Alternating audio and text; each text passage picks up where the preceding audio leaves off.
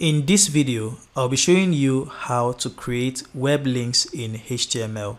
And there are basically two ways of creating links. The first one is to link to an outside web page, and the second one is to link to a section within your web page. Now in this video, let me come to Atom.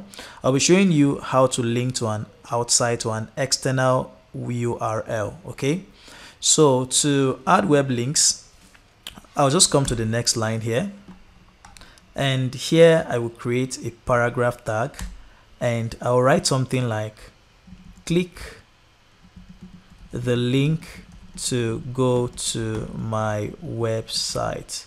All right, and then here we now need to put in that link.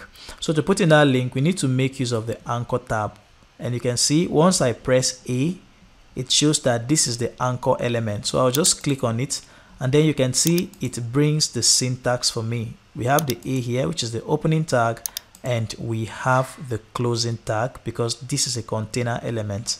And then in between these tags, I can now put in the text I want. So I can put something like I'll just put in Mesologic. I'll put in Mesologic. So this is the website I want them to come to, Mesologic. And then you can see this element comes with an attribute, the href, which is where you put in your link. Okay, so by default it's showing the hash.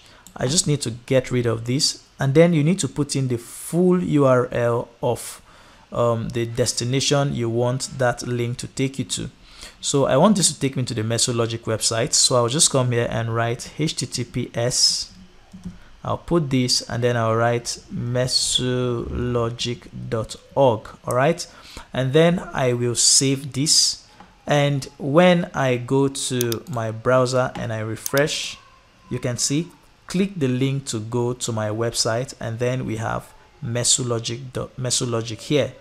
But when I come and I click on this link, it's going to be taking me into mesologic.org. So I'll just come here and I click on Mesologic, and you can see it just loads up and brings me into the Mesologic website, and you can see how it looks. So I can click here to come back to this place. So that is how you create an external link in your HTML file by making use of the anchor element, and then there is an attribute inside the anchor element where you come and put in the full link URL. Alright guys, that is it for this video. I will see you in the next video.